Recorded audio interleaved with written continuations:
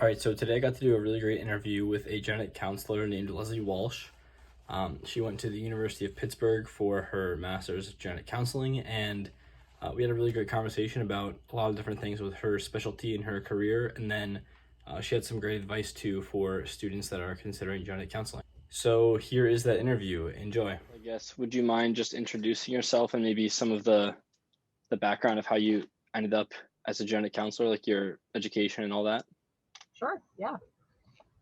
So my name's Leslie Walsh. I have been a genetic counselor for 4 years. Like a lot of genetic counselors, my road to this career was kind of interesting. So I thought for a very long time I wanted to go to medical school, and that was pretty much the only plan I ever had. I went to Penn State for my undergrad, and I picked forensic biology as my major because I wanted to do something that like met the requirements for med school, but was also different that might set me apart. So I accidentally learned a whole lot about genetics as part of that undergraduate degree. And then after undergrad, I did apply to medical school, a lot of them, and did not get in. So I had one of those like, oh my gosh, what am I going to do kind of moments. While I was applying to medical school, I took a job at a genetics lab in Maryland called GeneDx. They're very well known now, but weren't so much 10 years ago. So I was a lab tech there, and while I was there, I had the amazing fortune to meet some genetic counselors and learn about what they did. And it just kind of dawned on me that that was sort of a perfect marriage of all of the things that I really liked. So it's medicine, and it's helping people, and it's genetics, all in one career that I had never heard anything about until I worked there. So after that, I learned about the application process and started doing all of the extra requirements that I hadn't done as part of my undergrad, like volunteering and advocacy and things like that, and applied. And I graduated from Pitt in 2017. I did their dual degree program. So if you are looking at programs, Pitt has a really nice program where you can do a master's in genetic counseling and get an MPH, a Master of Public Health, in the same amount of time. So I did that. And I currently work at Children's Hospital of Pittsburgh, and I've been here since graduation. That's kind of it in a nutshell. Yeah, that's great. I have seen, obviously I'm at Pitt right now, so when I looked into their program for genetic counseling, it definitely was very interesting. They have the combined Masters of Public Health. So it doesn't have to be a whole big explanation for that, but have you had any like advantage or any dividends from getting that extra step that you've noticed so far? Yeah, I think so. I remember thinking as I was coming to Pitt, like that it felt really weird that our program was housed in the School of Public Health. And I was like, why would I even need an MPH? But what I actually learned is that so much of medicine and genetics is directly related to public health. Even things like our newborn screening. So when a baby's born and we do testing to see if they have any kind of like treatable genetic disorder, that's a public health initiative. So there's actually a whole lot of medicine that is tied to public health. So I think first and foremost, it gave me just like an amazing perspective that I think a lot of other people might not have. And then just full disclosure, it did get me a bump in salary. So having 2 degrees did pay off. And doing it at Pitt, the way that they have it structured, you actually save on tuition if that's something that you really are interested in doing. It was extra work, definitely was extra work, but for me, I think it was worth it. That's awesome. That's very great insight. Thank you for that. Mm-hmm. So would you mind running through, it doesn't have to be I'm sure it varies a lot, but an average day, a typical day, if there is such a thing for you? Sure. So I'll tell you what my typical day looks like. I have, I think, a kind of interesting position in the field of genetic counseling. So I am only on inpatient genetics. So I only see patients who are admitted to the hospital, like in the NICU or CICU. So I don't have patients with structured appointments. So that is very, very different than most genetic counselors. I did do that for several years, so I'm happy to answer questions about that too if you have it. But my typical day as an inpatient genetic counselor is I come to work at 8 or shortly after 8. And I have a pager that I answer from 8 a.m. to 4 p.m. So I help triage pages that are coming to genetics for whatever reason. It might be a new consult, so maybe there's a new baby who's been born who has a heart defect or something. And I help answer any preliminary questions. I work up that patient's chart. I go up and see them, ask them all kinds of questions about pregnancy history, birth history, family history, and then I talk to them about options for genetic testing. Once genetic test results come back, I do counsel those families. A lot of time they are still in the hospital, so I will just talk to them while they're in the hospital about their genetic test results. If they've been discharged, I do bring them back for follow-up appointments in those cases. And then I just help answer general questions. So sometimes people don't really want a full evaluation from genetics. They just have, some questions about one thing or the other. Yeah, so that's kind of my day in a nutshell, is just running around answering questions for people as they have them, as opposed to like a structured appointment. Great, that's really interesting. I've actually not heard of that kind of niche of genetic counseling, I guess. So that's really cool. I didn't know about that. Yeah, we really didn't know. We didn't realize, I think, until a student, and now I'm going to forget her name, and this is so bad, especially if you're going to share this. There was, so whoever this is, if you just comment or something, if you know who this person is. So she did a really great thesis on inpatient genetic counseling. So here the handful of us that I knew about thought this was this like really special, cool thing, but there's actually over 100 of us. And that's actually a whole lot of people in the space of genetic counseling. So there's not too many who do only inpatient. So I only see inpatients.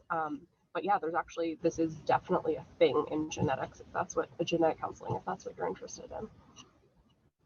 That's great. Yeah, that's really exciting. I guess kind of the follow-up to that was going to be, how did you decide on the specialization you went into? And I don't know, would you consider that kind of your specialization? I know, at least from what I've seen or what I understand it to be, is whether it's maybe prenatal or cancer genetics or something like that. Is that kind of like your specialization then, the inpatient? Yeah, so I would say that it started out as pediatrics, which is probably, I would consider like one of the core specialties they'll sometimes refer to them as. So when you're in graduate school, you'll almost certainly do rotations through pediatrics, cancer, and prenatal genetics. So I picked pediatrics, was my favorite thing that I had done in graduate school. I liked it mostly because I was always doing something different. Like no day was anything like the day before. And I felt like I was always learning. So that is a big reason why I picked peds. And it just so happened that they had space for an inpatient counselor. So the supervisor asked if that was something I was interested in. And having been very, very interested in the medical side of things for a long time, I jumped on it, and I'm very, very, very happy in this position. Awesome. I guess it sounds like you really enjoyed the aspect of, constantly having a different day, so nothing's the same. I was going to ask what your favorite part of being a genetic counselor is, going off of that. Yeah. There's so many things.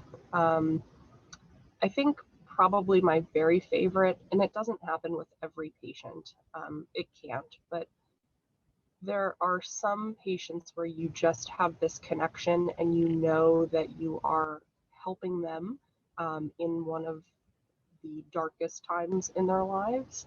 And it is an immense privilege to be able to help families through that.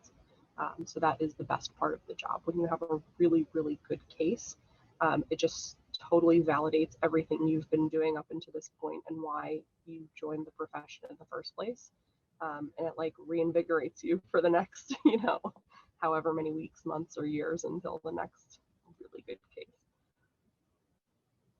That's great. So is that something that happens very often, or it's just kind of a special case that once in a while you get that really deeper connection with the patients.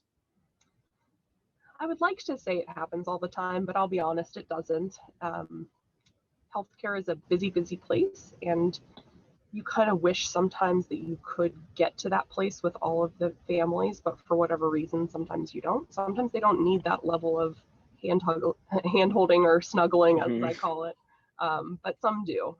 So I would say that it is those really deep connections are a rarity, but they're very special when they do happen. And yeah, I mean, I do take pride in my work every day, feeling like, even if it doesn't feel like it, I've at least done something that's helped push somebody on the path to, better genetic care. That's great. I know that's something I would definitely love to get out of doing this profession one day. I guess it's no secret that sometimes it could be a heavy career with some of the news you have to share or some of the questions people have. So what would you say is the hardest part of being a genetic counselor? So honestly, the hardest part about being a genetic counselor is the insurance and administrative nonsense that accompanies Okay, this I've actually heard that. But in terms of patient care, I think that it can be really hard to be that person. And, I feel like I've been doing this for 4 years, and that doesn't seem like a lot of time to me. Like sometimes when I'm supervising, I'm just kind of like, how did I become the person in charge? I still feel really new at this. And it doesn't really get easier to give that kind of news to families. And every time I have to do it, I kind of have to give myself a little pep talk about it. So that's really hard to be that person. And I guess another thing is just work-life balance. Knowing that you are helping people along this path is a big responsibility. And sometimes it's hard for a lot of us to shut that off at the end of the day. So it is 6 p.m. and I'm actually still at work, and I will still be at work once we're done with this conversation. Just, trying to get things done for families. So that's definitely something I struggle with is work-life balance and knowing when to be able to walk away for the day. Mm-hmm. I'm curious. I just started doing a crisis counseling hotline as a way to get advocacy experience for working towards becoming a genetic counselor. So I can kind of start to appreciate how that experience is definitely going to lead me to be more comfortable in those kind of situations. Is that something that you also noticed when you were going through it? Yeah. So I personally didn't do crisis counseling. I volunteered in a hospital, but I do think that those kinds of experiences do set you up for success, to learn how to make you be comfortable in the uncomfortable, because that is one of the hardest parts of the job, is knowing how to keep your cool when somebody is losing theirs, for sure. Okay, that's great to know. And then the last main thing I had kind of outlined is when you were going through, I guess maybe in my position, what is one piece of advice you would give yourself, your younger self, when you were going through this, that you maybe didn't realize at first, or you now would know? I think that what I might tell my younger self is probably, when you're going through this process, and I am not so far removed that I forget how rough it was. Mm-hmm. And it feels like sometimes you can never stop because, right, you're probably in the midst of your whatever program you're working on now, and you're doing all these other things, trying to maintain, a normal life. Is to just act with intention. So these prerequisites that they give you, suggesting to work in advocacy or on a crisis hotline, there are reasons why they're asking you to do that. And so if the end goal is to be a genetic counselor, is to think intentionally about how those things are going to help you down the road. We don't always deal with families who are in crisis, but the more experience you have, the more comfortable you will be when that time actually comes. And that goes for everything, classes and trying to get that genetic counseling exposure. I know that's been really, really extra super hard in the pandemic. But so many of us are open to having emails or phone calls or anything. Just find us on NSGC, reach out, just act intentionally to get as much information as you can to make sure this is a good fit for you. It would be a shame to end up on the other side and realize this wasn't what you actually wanted to do. So. Exactly. Yeah, I really do appreciate that, being open to contact. That's how I found your contact, through the NSGC, and then Nice. through that data. So Good. yeah, I appreciate that. I've definitely been trying to keep that in mind as I'm going through, entering my senior year, and trying to not just check the boxes of these prerequisites and realize, there's a reason they're asking for this. It's definitely going to be important and come in handy, and make me better because of it. So that's great advice. It's tough. If you need any other suggestions about, I don't know how much of this you want to record or want to chat about, but I feel like one thing that I really want to bring to students and prospective students is a totally candid look into genetic counseling. Whatever you want to know, if you want to know about what other experiences are out there, there's webinars, there's Instagram pages and Facebook, and I'm sure TikTok. I'm not cool enough for TikTok, but there's all these other exposures where people are sharing opportunities to sort of get that genetic counseling exposure, because I know the clinics are so restrictive right now with COVID. So there's lots that you can do, even if you can't, leave wherever you're at. Yeah, for sure. I appreciate that. And that's exactly why I wanted to try to do this channel, in terms of actually speaking to counselors and sharing some other things. I can share with you the link to the channel after all this, and you can see what it looks like. But some of the other videos I have right now was about how to use the NSGC database to find counselors and whether they're open to student contact, how to start doing find advocacy experience right now, that kind of thing. So it's great that it's such a small, concentrated field for if this is really something you want to do, but it is also tough to find stuff sometimes. So, as I'm sure you know, but it's a bottleneck for sure. It's really great that you're doing this. Really, really great. Yeah, thank you. You are actually my first counselor conversation for this channel, so I really appreciate that. Sure. Yeah, so that's the end of the things I outlined specifically, but I appreciate you offering the candid look. I'm trying to think if I have any questions more along that line. I guess it's been only a handful of years, so in terms of grad school, especially since you came from kind of shifting gears from the med school track, is there anything, did you have a first try success in getting into genetic counseling school? I did, fortunately. And I feel so I'm on an admissions committee now for grad schools. So I can tell you that I probably got in by the skin of my teeth. Okay. Every year I say this and I'm like, oh my gosh, everyone who applies is so amazing. It makes me wonder how I ever got in.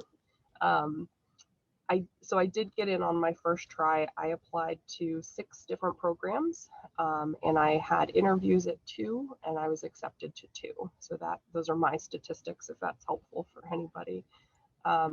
I did not cast a very wide net in terms of applications. I'm from Pittsburgh, and so I wanted to sort of keep everything within driving distance of Pittsburgh if I could. So I kind of stayed on the east-ish coast. So I know there are lots more programs, but I only applied to 6. So I felt very fortunate. And along those same lines, there are plenty of genetic counselors who do not get in on their first try or their second try, or maybe more, that are fabulous genetic counselors. So I don't want anybody to think that if you didn't get in on your first try, this career isn't for you, or you should give up. It's really competitive. It really, really is. That reminds me, so I've seen that a lot of times when someone might not get in on the first try, they pivot to just being a genetic counseling assistant in the interim until the next application cycle or two. I was considering doing that for a while, maybe preemptively trying to get into that position. And at this point, I think I do want to apply for the next cycle that's starting up. But what I'm curious of your perspective from the counselor side of things about just the position of a genetic counseling assistant in general, because I haven't seen a lot of information on that either. Hmm. So I would say that there are probably even, well, at least in my workplace, there are fewer GCAs than GCs. So it Hmm. could be maybe even more competitive to be a GCA than to be a GC. Um, but there are positions out there. So some people have been willing to relocate for positions like that, like if they're in between applications. There are some places that do it remotely, I'm told. I think GeneDx is one of them. Um, I think that it could be an incredible exposure if you have that opportunity. But I feel like sometimes people feel like that's almost like a promotion from GCA to GC, and it doesn't have to happen that way. Like that's not. It's almost kind of a shame that people feel that way because there are so few Hmm. positions. I don't want people to feel like they have to be a GCA. It is a really, really great exposure because you are forced to be in and around genetic counselors as a job. There are absolutely other ways to get similar exposures if you can't get such a position. But I think that we've had some really great genetic counseling assistants where I work. And yeah, I think it's great if you can have that opportunity. If not, don't feel bad. There's other ways to Yeah. make it happen. So, Okay, great.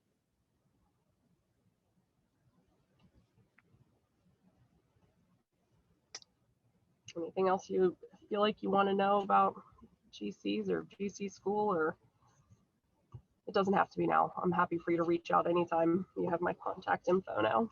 Yeah, I appreciate it. I think maybe the last thing is with Pittsburgh specifically, how I don't know if it has changed the structure of your clinical versus classroom time. How Mm-hmm. did that go? And did you like that? Did you not like it? Because I know a lot of places do it in a different way. Mm-hmm.